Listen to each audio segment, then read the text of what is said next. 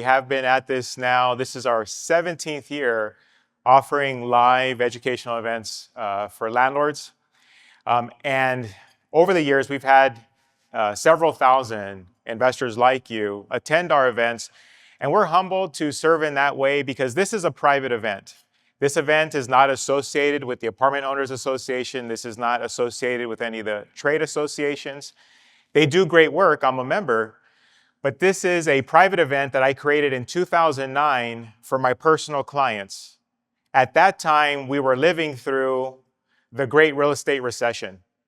And my clients had questions, concerns that I necessarily couldn't answer as their realtor.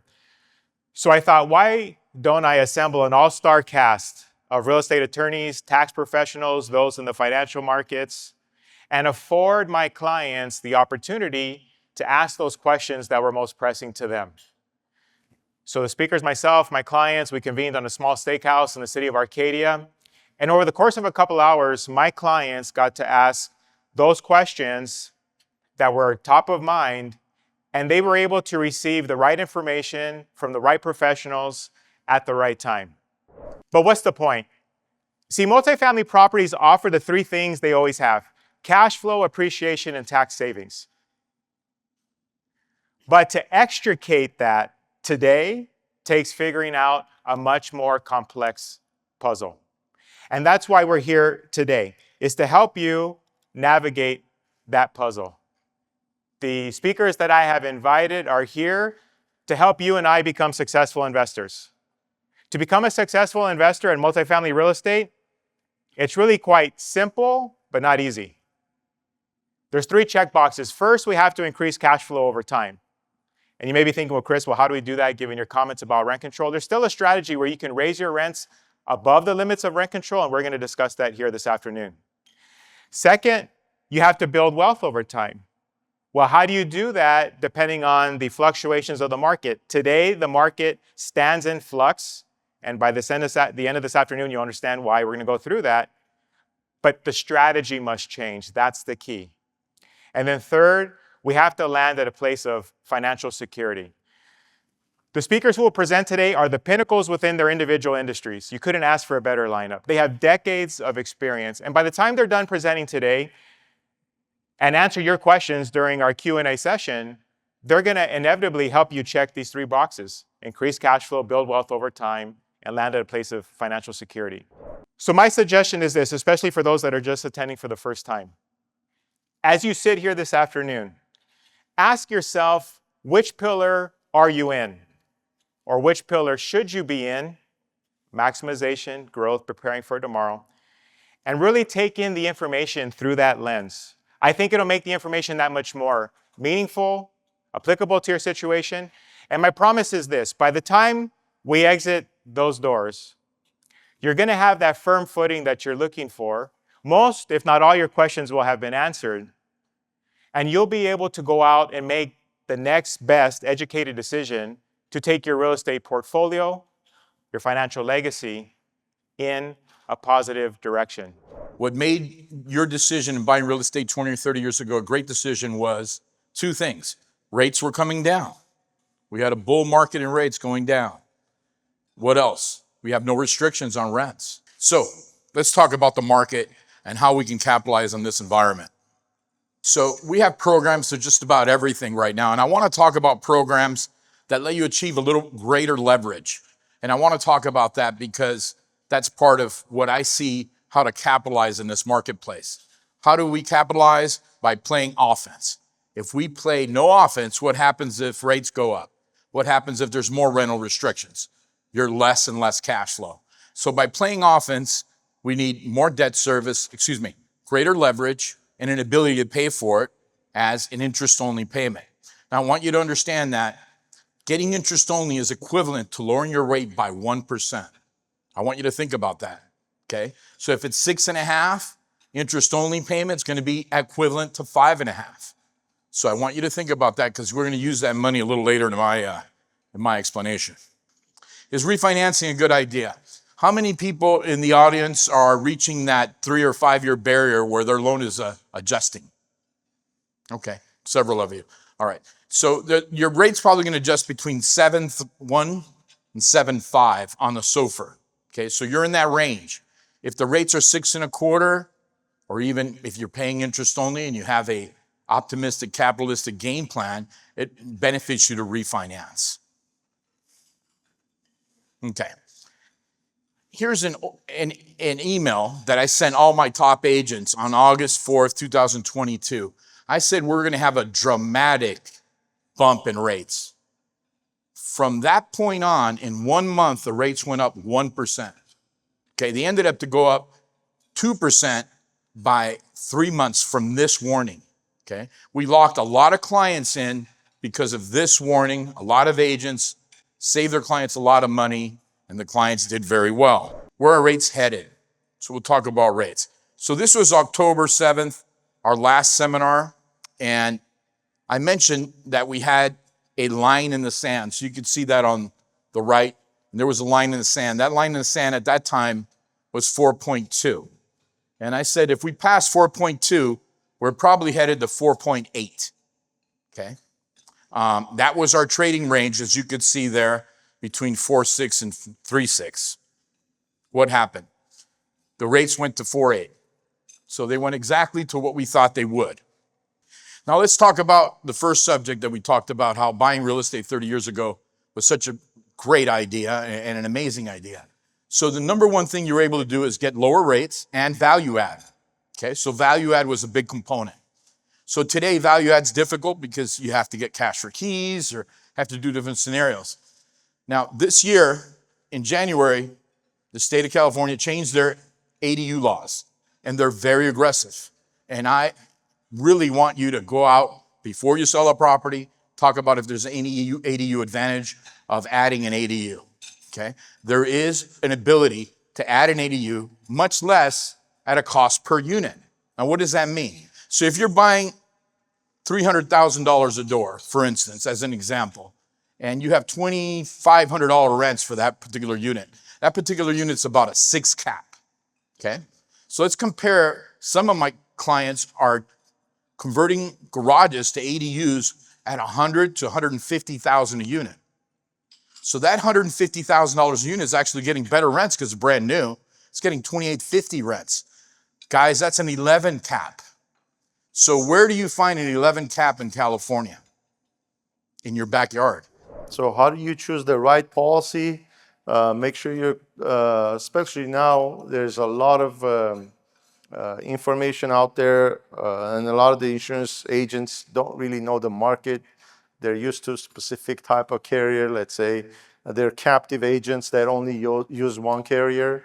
I don't want to name names, but let's say like State Farm or Farmers agents. They're used to State Farm or Farmers agents policies, and they're not used to what's out there with other carriers. Like a brokerage firm like myself that deals with a lot of carriers has other choices besides just one carrier you're captive with.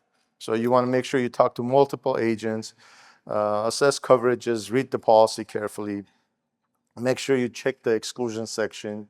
That's very important, and make sure you find an experienced insurance agent that is experienced in multifamily properties. Mainly because a lot of the carriers in California changed guidelines, became a lot more stringent on what they accept. Mainly started with the older properties, and then it became to more of a guideline changes, and things like electrical panels started coming into an issue.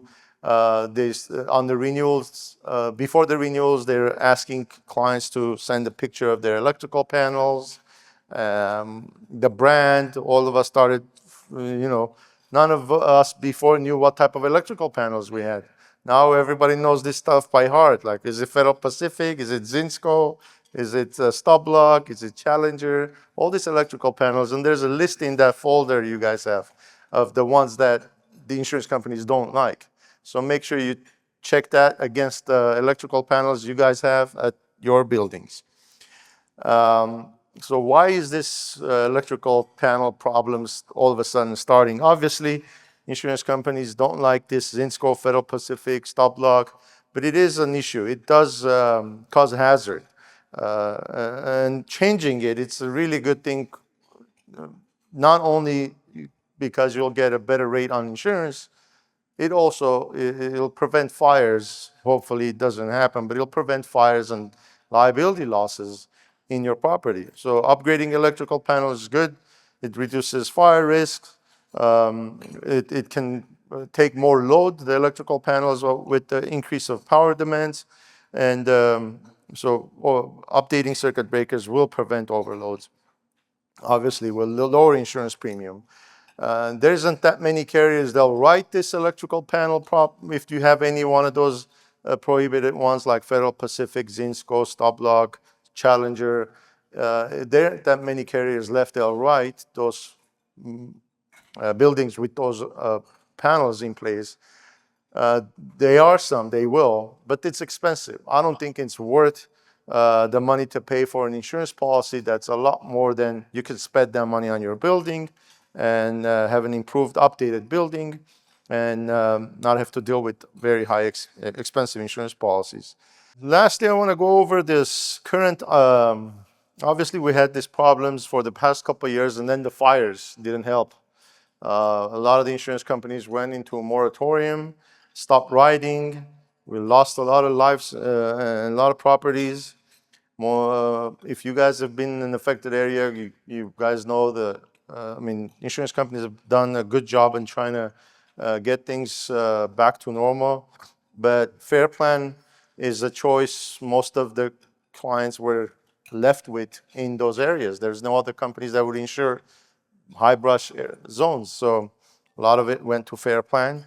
And it's going to be more of a problem going forward. I get asked a lot if the insurance companies are going to increase rates or are they going to leave the state.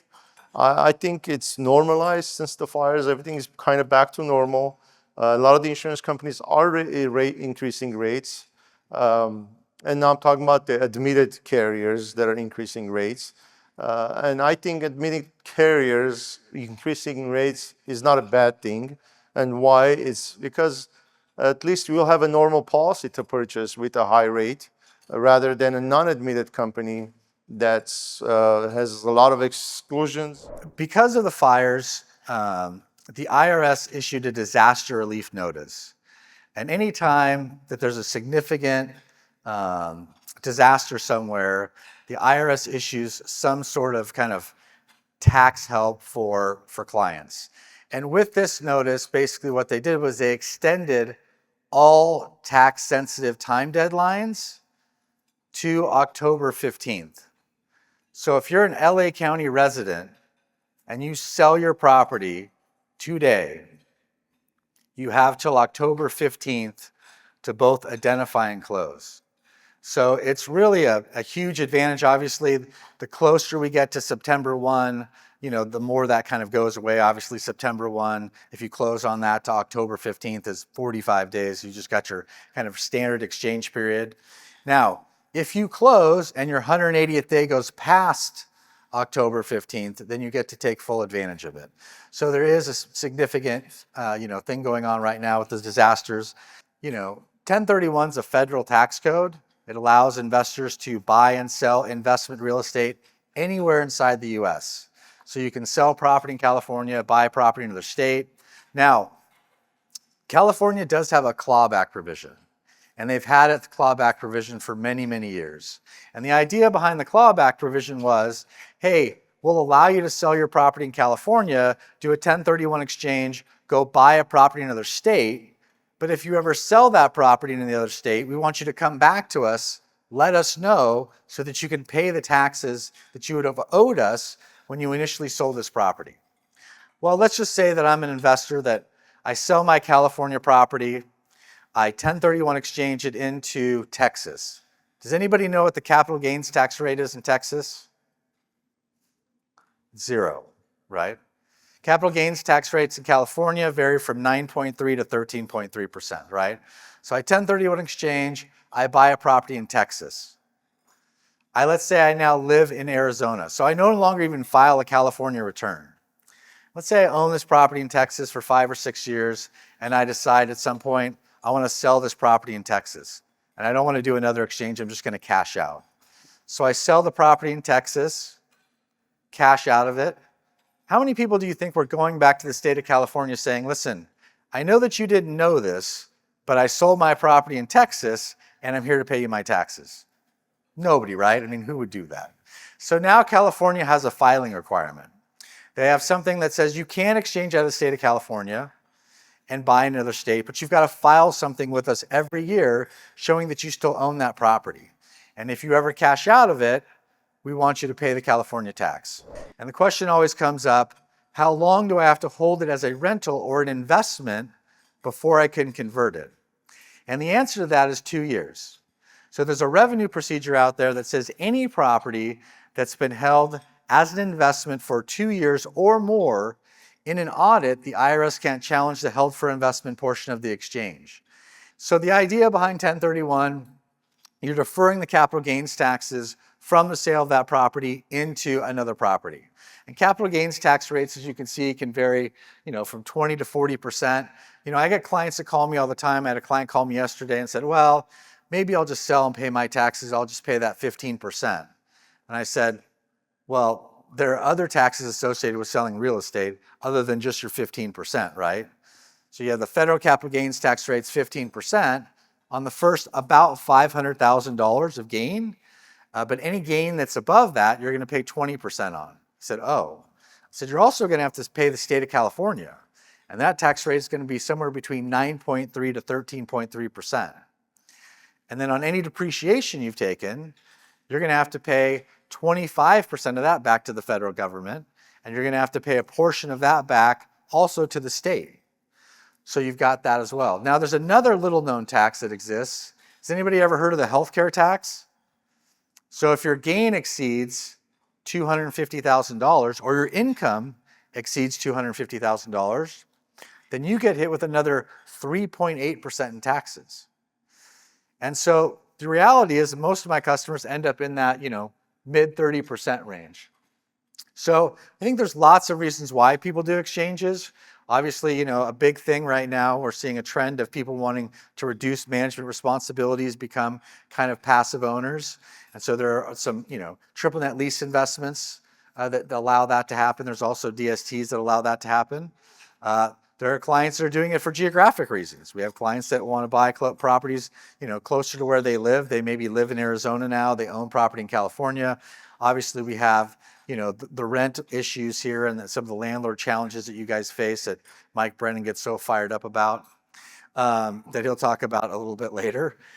So there's lots of reasons why people do it. I start out this afternoon making a strong statement that you and I, for simply being housing providers, we have a target on our back. Here's my second strong statement for the afternoon. Sometimes multifamily investors will say that their goals with their properties are one thing, but their actions say another.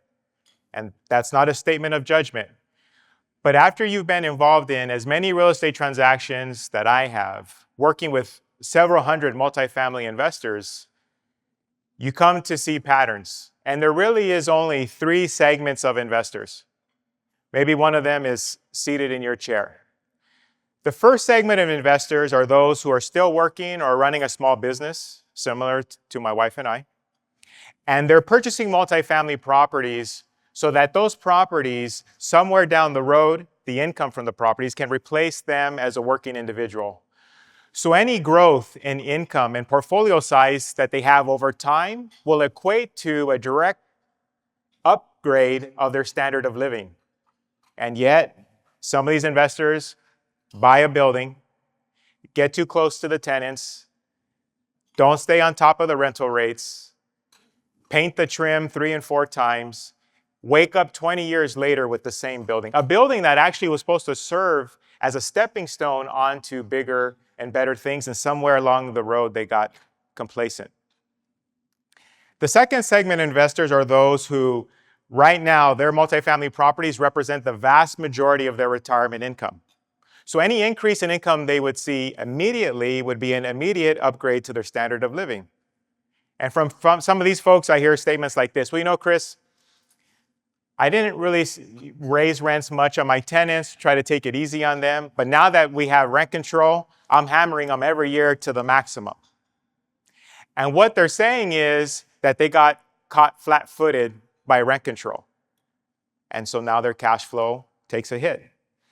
And then the third segment are those who are in their golden years. They've purchased and bought all the real estate that they want to, got the cash flow right where they'd like it. And now, having thought that this was going to be a passive investment, given all the recent changes in laws and the politics, they're having to be more involved than ever. Maybe they're in this room trying to get educated once again, and that realizing that strategy must change, and they're thinking to themselves, this isn't what I signed up for 20 or 30 years ago. So there is a better way. We've convened here again to be successful investors. There's 3 check boxes: increase cash flow, build wealth over time, and arrive at a place of financial security. Now, markets change, right? There's ebbs and flows to the market. Currently, we're in the middle of a major shift in the market, both financially and culturally. So strategies must adjust. The strategy that was a working strategy a decade ago does not apply today. Even personally, a strategy that I was using 2 years ago doesn't necessarily apply today. But we can adjust our strategy knowing that fundamentals remain. In 2020, the government injects a lot of cash in the market. They drop interest rates to 0, and rental rates went up like a hockey stick. That was the catalyst. And then interest rates began to rise. And with that, changed everything about that market that we knew that began in 2020. But why is that? When you hear again and again the impact of interest rates, why is that? Well, let's take a look at some math. Follow along with me on the red rectangle here. This building in 2022 was worth $3,125,000. Now, at that time, the average interest rate in the market was 4%. Cap rates on buildings were 4.25%. 2023, the interest rate goes up just 1%, just 1, from 4 to 5. Cap rates increased to 4.6. Now the building's value is $2,975,000 to achieve the higher cap rate to compensate for the increase in interest rate. The building's gone down by $200,000. 2024, the interest rate goes from 4% to 6%. The cap rate's now going from 4.25% to 5%. The change in value now is 12%, and the interest rates have only gone up 2%. So understand that the interest rates do not need to go to 10, 12, 18% for there to be a major change in the market. God forbid. Look what's happened with just 2%. Because our cap rates we started out with going into this were so low. In 2025, this year, beginning of the year, interest rates 6.5%. Beginning of the year, 5.25% cap rate. That's what a building had to essentially be priced at in general in order to truly sell. Now the building's value has gone down by nearly $500,000, a 15% correction. And here just recently, end of first quarter, what's becoming more prevalent is 5.5% cap rates. That drops your value another $100,000 to achieve that. Now the value's changed to 18%. Now, some of you might be thinking, well, Kris, you didn't account for one issue here. The owner of this building would have raised rents over those years, and that'll help shore up some of those losses. Okay, so let's assume the owner of this building raised rents 8% a year. The initial income of $16,000 went to $18,662. So you're right. Instead of that building going from $3,125,000 to $2,550,000, it went to $2,950,000. Instead of an 18% change in value, the value only changed by 5%. That's why what I'm next going to share with you is so important when it comes to maximization and your rental rates. Let's say you own a 6-building currently, and you decide, well, I'm just going to raise the rents $75 per tenant per month. That's $5,400 a year now that you've increased the income. Well, rental income, the value of rental income property is tied to the income it collects. So now you've increased the value by about $70,000 given today's standards. If you had the option to sell, take the equity that you have in that building, purchase a 10-unit building, and did the same, so now you're giving the tenants $75 rental increases. Now you've increased the value of that building $117,000. The same equity, just in a slightly larger asset, has now increased your net worth. Let's take it even more granular. Let's say, based upon gross rent multiplier, the 6-unit building is collecting $108,000, the 10-unit building is collecting $180,000. The base rent for all the units, so we can compare apples to apples, is $1,500. You raise the rents year 1, 3%. We're being very conservative here. We see on the 6-unit, it goes from 108 to 111. The 10-unit goes from 180 to 185. Not a huge gain, but let's carry it forward to year 5. 125 to 208. Year 10, 145 versus 241. Year 20, 195 versus 325,000. And we're only raising the rental rates 3%. Many of you can raise your rents more than that given the local ordinance you're tied to. What have you done? In the course of 20 years, the difference in rent between the two buildings, the 6-unit and 10-unit, is $130,000 difference net income in your pocket.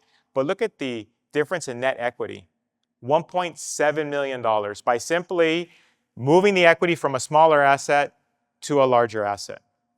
Okay, markets change. You now know where we are in the market cycle and why we're there. Strategies must adjust. I've shared with you plenty of strategies for your choice of which you'll select to carry your portfolio forward. Fundamentals remain. The fundamentals remain that multifamily is attractive and why people are clamoring to own what you and I own, even amidst the challenges, because of cash flow appreciation and tax savings. But the fundamentals that drove the market up in 2020, like rental rates, has now pulled back. So one of those 3 saving graces which we had in 2020, the increase in rental rates, the lowering of interest rates, the capital in the market, right? Interest rates aren't there. I'm sorry, rental rates. And why? Because in Los Angeles, tenants, by and large, are spending 50% or more of their discretionary income. What about interest rates? Now, here just recently, last week, the Fed decided they're going to hold the rate. Many people are speculating they'll lower the rate, say 2 times later this year. But let's assume that the Fed were to start lowering rates and we begin that downward trend. Well, then wouldn't values go up overnight? Because Kris, you just shared that the interest rates went up. In 1 year's time, it changed values negatively. So if we lower interest rates, shouldn't we see a rebound immediately? That's what I would have thought. And I told my team, we're going to look into this and see historically when interest rates begin a downward trend, what happens to property values. Now, that would have been some cumbersome work. Luckily, CoStar had already done the work for us, and they've been tracking this. And what they found is it takes, from the moment interest rates begin a downward trajectory, it can take 18 months to 24 months for there to be a meaningful change in the direction of property values.